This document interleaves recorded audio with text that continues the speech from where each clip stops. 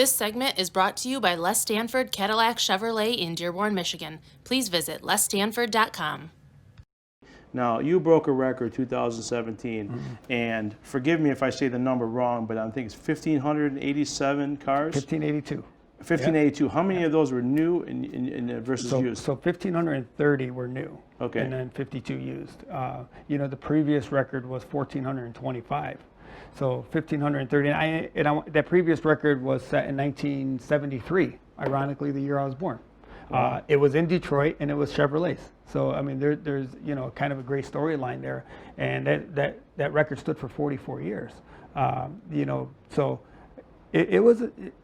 I know why it stood for 44 years. I mean, it was a tough record to break. 1,582 cars in 1 year. Listen, I want to be clear. Yeah. He sold 1,582 cars in 1 year, but leading up to that, Yeah, you sold 1,110. Now, I'm throwing out a number. Yeah. 1,110, maybe 1,211, and then 1,300. So every year you gradually went up and you led up to that. So it wasn't just out of the blue 1,582 cars, but the year before I sold six of them. Yeah. You led up to it because you had a long run there. Yeah, it's not like we said earlier. There's no substitution for work. Yeah. I mean, it wasn't. People heard about it in 2017 because I broke the record, but in 2016 I was at 1,325. So I was 100 shy of the record, and prior year to that I was at 1,200. So I mean, it was years building up. My New Year's resolution every year.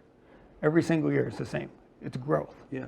Every year it's growth. It's not I want to go to the gym. It's not I want to lose weight. It's not that I want to save money. It's growth. Yeah. So if every year that you plan on growing as a human, not as a salesman. I'm not talking about sales. I'm talking about as a human, as a person. Yeah. Growth every year. If I want to get better at being a father. I want to get better at being a husband. I want to get better at being a servant to my community. I mean, these are things that will help you get to these ultra high successful levels. But it starts with you, right? So you got to show up to work. You got to have the right mindset. You get all the things that we're talking about. So it's growth, but year over year over year, it got to the point where in 2017 where I was able to set that record. But a little bit on the record, I didn't know I was going to set the record in 2017. Yeah. I didn't set out to set the record. How did you feel when you found? I mean, how did you find out? I didn't. Someone call you and say, "Hey, by the way, there's a ribbon that everybody knew." You walk in, you cross, and say, "Hey, you just sold 1,582 cars." Everybody knows what they're in our industry. Everybody knew the record 1,425. They knew that was there. They knew it was set for many years. That's right. You surpassed the record. I mean, but I 1,425. But I didn't know about the record. I mean, I knew that I was on track right around June. Right around June, I looked at the numbers and I said, wow, if I continue this pace, then I potentially could have an opportunity to beat it. And it wasn't until June that I kind of realized that. And it took, talking about how hard it is, it took 12 consecutive record-breaking months. I mean, anything could have went wrong. I mean, the economy could come in. I could have ran out of cars. I mean, we have, a lot of things could have went wrong. So it was a perfect storm, and that's why it's so hard, and that's why it stood so long. I mean, I needed everything to be running on all cylinders at all times. I didn't know until probably around June that I had potentially, and I still had to have, another 6 months of record-breaking months for me to even get there. I'm thinking that the dealership runs out of cars.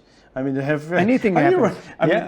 They do. We do. Maybe you run out of car wax. I mean, these poor guys, they call them porters in the back. Yeah, the porters. Yeah, we got no more wax in the back to wax your cars. I buy porters lunch every week. Oh my! I have to buy them lunch every week just to keep them happy. Oh yeah, absolutely. So it was, but that was good. It was a lot of fun. I didn't, I ended up breaking the record at the end of November.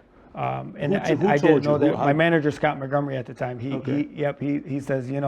says, I got to tell you something. He says, you did it. You broke the record. And I didn't know. For a lot of people that know me, I never know where the numbers are. So I don't know where I'm at for the year. I really don't know where I'm at monthly, because in our industry, everybody's trying to hit these certain numbers. And they always ask me, well, how many are you at for the month? I don't know. I don't want to know. All my managers know not to tell me. My assistants know not to tell me.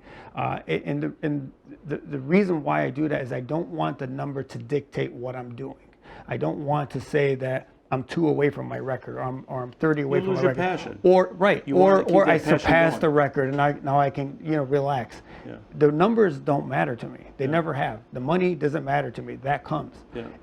It's literally just helping and serving, and I don't want that to change my mind. I still love what I'm doing right now. I absolutely love what I'm doing every single day. I look forward to going into work on Mondays. Yeah. So I don't want the numbers to dictate anything that I'm doing.